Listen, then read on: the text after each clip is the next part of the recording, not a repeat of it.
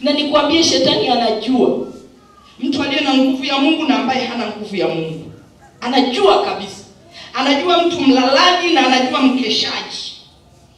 Anajua mtu muombaji na anajua mtu mlaji. Pale kanisani mimi nafanya huduma, hasa kwenye huduma ya maombezi. Siku moja nimekuta kuna vijana wako wanakemea pepo pale. Wanapambana na pepo sio kawaida. Vile pepo limeongea lugha moja ya dharau. Likamwambia kijana mmoja,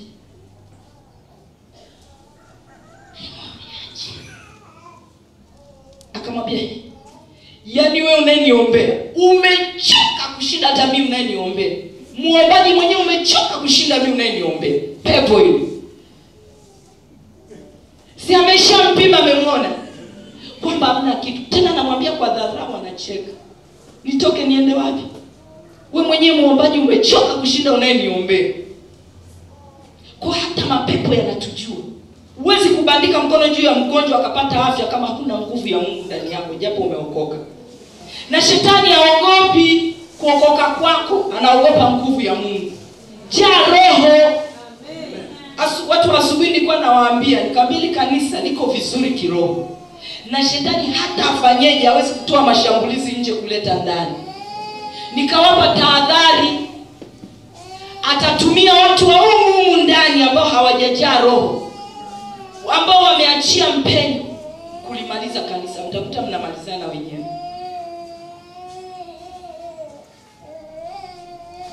Bwana atusaidie. Jaa roho, usiwe mwiba kwa kanisa. Jaa roho, usiwe mwiba kwa mpendwa mwingine. Umewahi kupewa ushauri na mtu ambaye hajajaa roho? Utakoma mwenyewe. Lakini mtu aliyejaa roho, hata kama akija tu kukutia moyo, unatamani arudi tena, akutie tena mara nyingine, kwa sababu amejaa roho. Tunapojaa roho, Mungu anaweka hekima, maarifa ndani, ili uweze kukata kiu ya mtu wa ndani. Ni lazima uchukue hatua. Uchukue hatua pale unapoona kusudi lako, unapoona hitaji lako. Lakini kitu cha tatu, uwe tayari. Anasema naaje anywe. Mtu akiona kiu, naaje kwangu anywe. Mstari wa 37C. Uwe tayari pia kunywa. Unapotambua uhitaji, ni lazima uchukue hatua. Na unapochukua hatua, lazima uwe tayari. Lazima tufike mahali tupige hatua zaidi ya kuokoka. Tuzitafute nguvu za Mungu. Roho Mtakatifu yuko, na moja ya kazi yake kubwa ni msaidizi wetu. Hata kwa yale mambo ambayo wewe unaona kwamba ni madogo sana. Yaani mimi nimegundua nimefanya makosa mengi kwenye maisha kwa sababu tu ya kutompa nafasi Roho Mtakatifu. Kiu yako mchana wa leo ni nini? Wewe kiu yako ni nini? Yesu tumeona kiu yake ni kuyatenda mapenzi ya Mungu. Wewe kiu yako ni nini? Roho Mtakatifu ndio anayezalisha kiu. Kiu zote zinazalishwa na Roho Mtakatifu. Ukijaa roho, kila kitu kinaenda sawa. Na Roho Mtakatifu halazimishi mtu, yuko kwa ajili ya kutusikiliza sisi. Mwenye uhitaji, mwenye shauku, anasubiri yule mtu mwenye kiu, anayemhitaji. Yuko wakati wote, wapendwa. Mimi nimefika mahali hata kama naenda dukani kununua nguo, namwambia Roho Mtakatifu, leo naenda kununua nguo, naomba uende pamoja na mimi, nipate nguo nzuri nikivaa napendeza kwa ajili ya utukufu wa jina lako. Na kiukweli nikwambie, mimi naweza nikavaa nguo nimenunua hapo Kariakoo na watu wote wananunua, naambia, kwani wewe nguo zako unapataga wapi? Kwa nikagundua yale maombi ya Roho Mtakatifu. Sio kwamba kuna kitu cha ziada, kwa sababu Kariakoo hiyo kila mtu anaenda. Kwa hiyo Roho Mtakatifu anataka yani tumshirikishe hata kidogo. Nikupe mfano. Tukiwa tumekaribia kufunga chuo hii semester ya mwisho,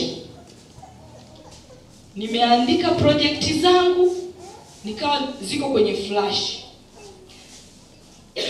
Siku hiyo nikawa nimeenda kwa secretary wa mkuu wa chuo kwenda kumuomba anitolee ile project. Akanitolea, lakini akabaki na flash. Baadaye nilipoenda akasemaje, nilikuwa nimeweka kwenye pochi. Kuna mwenzangu mmoja hapa alikuwa anaenda mjini, kaniomba ile pochi aende nayo mjini, kwa akirudi nitakupa. Kwa nikajisahau kabisa. Nikawa natafuta ile flash. Baada ya siku 2 kupita nikasahau. Nikawa naitafuta ile flash. Nimeitafuta ile flash sana. Imepita wiki nzima naitafuta ile flash kwa sababu kuna kazi nyingine huko mle sijaitoa. Nikawa nimewaza niandike tena upya. Ile kazi ni kubwa, nikiandika tena upya siku zimeshaenda. Siku hiyo nakumbuka ilikuwa ni mkesha wa Ijumaa. Jumatatu tunakusanya hizo project. Nikasema lakini kwa nini napata shida? Roho Mtakatifu si ndio kazi yake kutukumbusha sisi? Imeshapita wiki na niko kwenye mkesha. Huwezi kuamini nimeomba maombi yote, nikamalizia sasa kumuuliza Roho Mtakatifu kuhusiana na ile flash. Nimeomba mpaka tumemaliza mkesha saa 11. Sijasikia chochote. Ile saa 11 nimeenda kulala. Nimelala, nimepitwa kwenye usingizi, nikaota niko kanisani. Ibada, watu nimeona wamekaa vikundi kanisani, mbele kuna TV. Nikamwambia kwa leo hamna ibada. Wakasema leo ibada ya CS. Nikasema sawa, hata kama ni ya CS, mbona mmekaa hivyo? Akasema tuko tunaangalia wenzetu walienda umisheni, kwa hiyo tunaangalia kule walikoenda hapo. Na mimi nikakaa. Akaanza kuonyesha, wanaonyesha kabisa, naona niko usingizini ila naona wanapoonyesha walikoenda kulivyo maeneo kweli ya umisheni. Baadaye yule aliyekuwa anaonyesha akasemaje, wenye flash zenu leteni flash niwaingizie. Sasa mimi sina flash. Nikasema ngoja nimwambie tu mtu yote na mimi atanipa baadaye. Nilipofika pale nikamkuta na yule secretary yupo, ana flash yangu. Nikamwambia mbona ni flash yangu? Akasema ni kweli ni yako, nitakupa baadaye, ngoja kwanza tunyonye. Nikashtuka usingizi. Hajanikumbusha, amenikumbusha. Ndio nashtuka, niliacha siku ile. Ndio nimeondoka. Kwa hiyo Roho Mtakatifu anatukumbusha hata vitu ambavyo tunaona sisi ni vidogo havina maana. Yaani tunapomshirikisha tu, ukimpa Roho Mtakatifu nafasi, anafanya mabadiliko kwenye maisha yetu. Nilikuwa nawachekesha asubuhi na waambia kwamba mimi nilipookoka kitu nilikuwa siwezi ni kuomba. Nikiomba dakika 2 maombi yameisha, nimetulia. Nikaja nikagundua, nikafikiri labda watu wanaandikiwaga maombi wanakariri.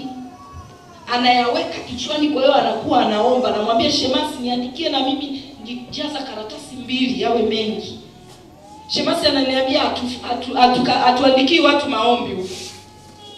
Ukijaa roho utajua kuomba. Kwa hiyo tunapompa Roho Mtakatifu nafasi, anafanya mabadiliko. Na nikuambia sasa hivi Roho Mtakatifu anapigwa vita. Mna neema nyingi. Mna mchungaji anayelijua neno. Mchungaji ambaye anaweza kuwaongoza katika njia iliyo sahihi. Mahali pengine mnaenda kanisa ya TNG wapendwa, siongelee Roma. Sawa? Elimu uliyoipata ni fursa ya kumtumikia Mungu. Kazi unayoifanya ni fursa ya kumtumikia Mungu, uko pale kwa ajili ya kusudi la Mungu. Sawa wapendwa?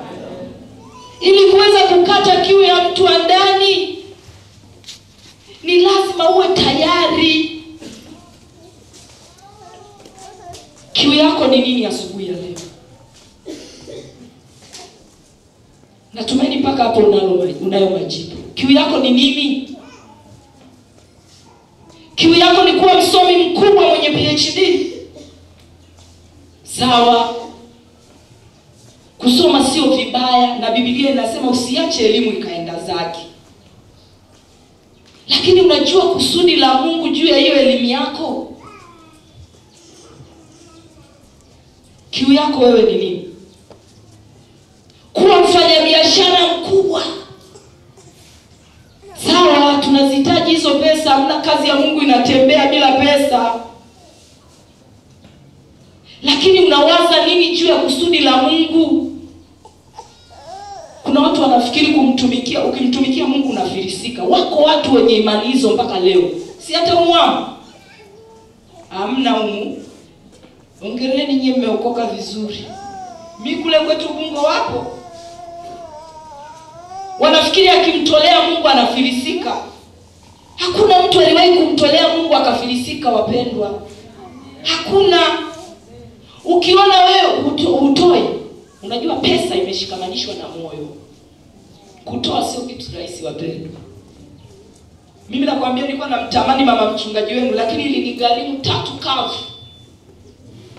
3 kavu niliingia kwenye maombi. Kutoa kwa viwango vya kiungu bila kujihurumia wewe, kujiangalia mambo yako.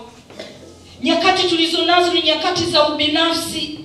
Roho ya ubinafsi imetawala kwa kanisa.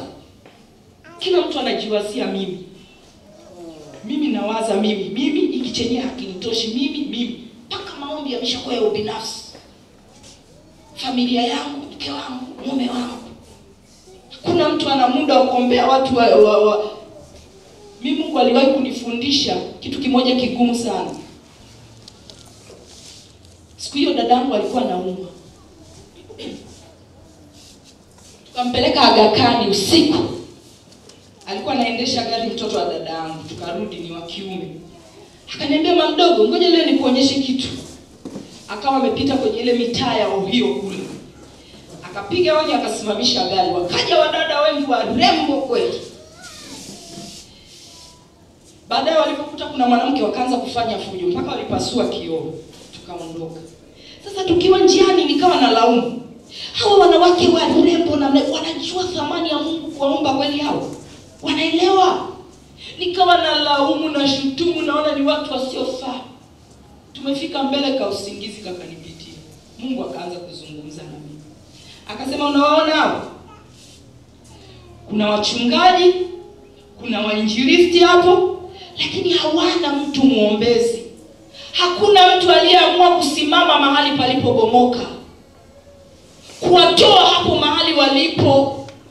Hawawezi kujitoa wenyewe, ni mpaka mtu aamue kujitoa na kusimama mahali palipobomoka. Bwana anasema kwenye Ezekieli, ninatafuta mtu atakayesimama mahali palipobomoka. Leo hata mtu akianguka kanisani watu wanashangilia, wanasema tulijua. Mbona tulijua tafiki mbali? Badala ya kusimama na kumuombea. Bwana tusaidie wapendwa. Bwana tusaidie sana. Mungu anapoona hata mtu ameanguka kwenye wokovu, hafurahi. Yeye ni Mungu wa haki. Anatamani kuona mtu atakayesimama kwa niaba yake ili aweze kumrehemu. Kwa sababu shetani naye anakuwa pale anamwambia, haya unaandikwa kwa sheria ipi, kwa haki ipi? Lakini mtu unaposimama na kuomba kwa niaba yake, anapata haki ya kuweza kumrehemu yule mtu. Ni mara ngapi umeomba kwa ajili ya walevi? Nyosha mkono. Tunazungumza tu tuwe wa kweli. Mara ngapi umeomba kwa ajili? Siku hizi mabaya yanazunguka mpaka makanisa. Na watu walokole wanapiga tu kelele, yani ya mabaya yanatupigia kelele. Wakati unayo mamlaka ya kuamua kuihamisha hiyo baa wakati wowote ule na mama. Bwana atusaidie. Bwana atusamehe sana. Yesu aliona uhitaji wa mtu wa ndani. Aliona mtu wa nje amelishwa, amependezeshwa, amenenepeshwa siku 6. Siku ya 7 amekaa na waangalia siku 6 wanavyosherehekea na kula. Ili mlevi aonekane kwamba huyu ni mlevi, na maana lazima aje. Cha pili kinachotudhihirishia huyu mtu ni mlevi, anakunywa mno kupitiliza kiasi, si ndio? Tunakuta mtu amelala mtaloni, amelewa. Sasa Biblia inatutaka sisi tulewe namna hiyo roho. Mshikuna mtu ambaye amelewa roho. Mimi nasema saa zingine yani unaweza ukitoka kwenye hiyo hali, unaweza ukaanza kuona Mimi ni mwalimu pia wa teenagers pale kanisani. Unaweza ukawa unaombea teenagers. Unajua teenagers wetu wa mjini pia ni changamoto. Unaombea teenagers anaomba vijana dakika 2 dakika 3 tunamkuta amesimama ametoa macho. Unaambia wewe vipi? Tayari umeshajaa. Nachokaga kabisa yani. Wakati Roho Mtakatifu sio wa mgao jamani, kama mgao wa umeme. Roho Mtakatifu ni wa kufurika. Amesema yeye akiachilia mito inatengeneza mito. Yaani ni mwingi mpaka kwa kiwango kile cha mito. Mtu anashangaa dakika 2 anakodoa maji. Wewe vipi? Tayari. Tuna changamoto nikwambie makanisa ya mjini. Tuna changamoto kubwa sana, lakini Mungu ni mwema na mwaminifu, tunasonga mbele. Haleluya. Ili kuweza kutii kiu ya mtu wa ndani lazima tujae roho. Lazima tujae roho. Wazee wa kanisa mpo? Vita iko ndani. Usipojaa roho unakuwa mwiba kwa mchungaji. Tuko tunaona mzee wa kanisa mzuri yuko karibu na mchungaji anafuata maelekezo unageuka mwiba usipojaa roho. Mimi nikwambie, mimi huwa najitahidi nijae roho hata mara 3 kwa siku. Nipate kamuda asubuhi kakujaa roho kwenye maombi, nipate kamuda mchana, nipate muda usiku. Nijae roho kila siku. Maisha yetu ya wokovu ni kama gari lililojaa full tank. Kadri ambavyo linatembea ndivyo ambavyo mafuta yanaisha. Usipoingia shell unajikuta gari limesimama, limeishiwa na mafuta. Sawa? Ndivyo ambavyo na sisi kadri ambavyo unapungukiwa, nguvu ya Mungu inaendelea kuisha. Na shetani alivyo mjanja, anaanza kwanza kupunguza nguvu ya Mungu taratibu. Anajua wewe akikwambia ukazini huwezi kuzini kirahisi. Lakini anavyoendelea kupunguza nguvu za Mungu taratibu, unafika mahali uko mtupu. Kwa unageuka tu unaachia mpeni. Anakutumia vizuri. Sawa wapendwa? Mchana wa leo tunaenda kujaa tena roho. Tengeneza kiu ndani yako. Kiu ya kujaa Roho Mtakatifu tena mchana wa leo. Roho Mtakatifu ndiye kiwanda kinachozalisha kiu za rohoni. Siwezi kulisoma neno vizuri kwa nitasinzia pasipo nguvu ya Roho Mtakatifu. Siwezi kutumika kwa viwango, siwezi kumtolea Mungu. Kuna wakati kanisani zamani nilikuwa shemasi. Sikio nimeokota noti ya shilingi 500 imechanika imeisha. Nikabaki nikaiangalia hivi nikasema hata muuza genge ameikataa. Huyu mtu anakuja kumtolea Bwana. Unajua tunapomtolea Mungu tunamuonyesha upendo. Kwa ni sawa na unaenda unamwambia Bwana ninakupenda kwa ile 500 ambayo muuza genge ameikataa, muuza mkaa. Mungu anakutazamaje? Mungu ananitazamaje? Niliangalia nikamwambia Bwana mrehemu. Ningekuwa namjua ningemsaidia, nilijua tu shida hajajaa roho. Roho Mtakatifu anasemaga na sisi. Mimi wakati nimeokoka hata kuvaa Roho Mtakatifu alikuwa anasema na mimi. Wakati nimeokoka nilikuwa na tabia tu za kuvaa suruali. Siku nimeokoka, yani nilikuwa naona kama mtu ananifuta nyuma nisitoke nje na suruali. Ndio maana nasema wala hatuna haja ya kwanza kutangaza makanisani watu usivae amna injili za suruali, mtu mwenyewe akijaa roho. Na kiuhalisia Biblia sio kwamba imekataza suruali kwamba ni dhambi. Ile ni dhambi ya mazingira. Jamii yetu inakupokeaje? Mimi ninamtangaza Kristo. Watu wananichukuliaje?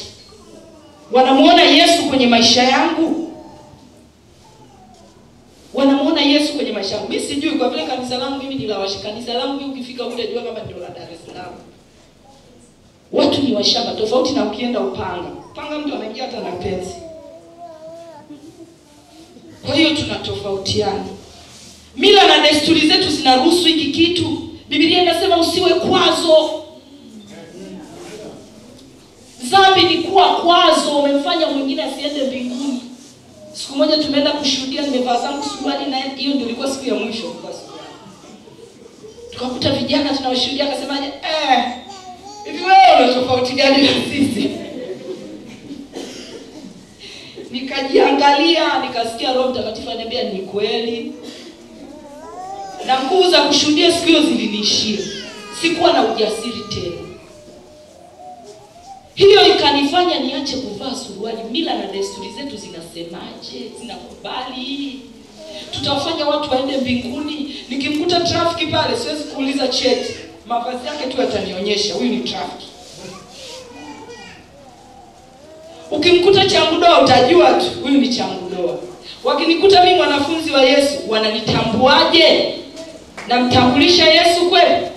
Kwa vitu vingine Roho Mtakatifu alikuwa ananifundisha. Wapendwa, nyinyi kama mnavaa suruali muendelee. Mimi nasema mimi nawatolea mfano.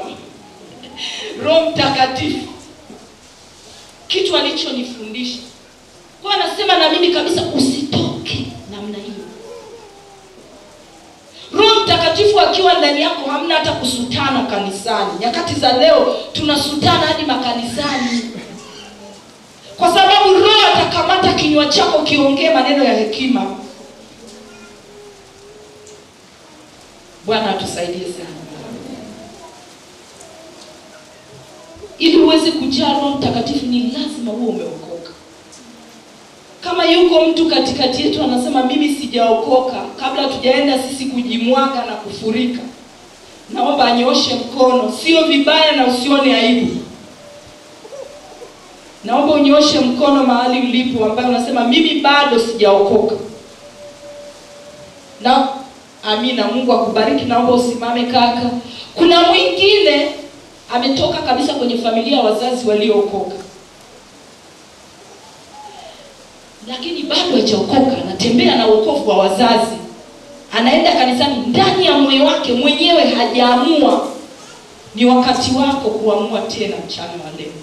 Kwamba nimetembea na wokovu wa mama na baba kwa muda wa kutosha. Mama yangu alikuwa mzee wa kanisa, baba yangu ni mzee wa kanisa, kwa hiyo anatembea hapo nyuma ya wokovu wa mzee wa kanisa. Umefika wakati ambapo nataka ujisimamie mwenyewe. Nyoosha mkono mahali uliko. Hautaenda mbinguni kwa wokovu wa baba au wa mama. Na nyakati tulizo nazo za Yesu kurudi ni ndogo mno, ni chache. Yesu yuko karibu kurudi.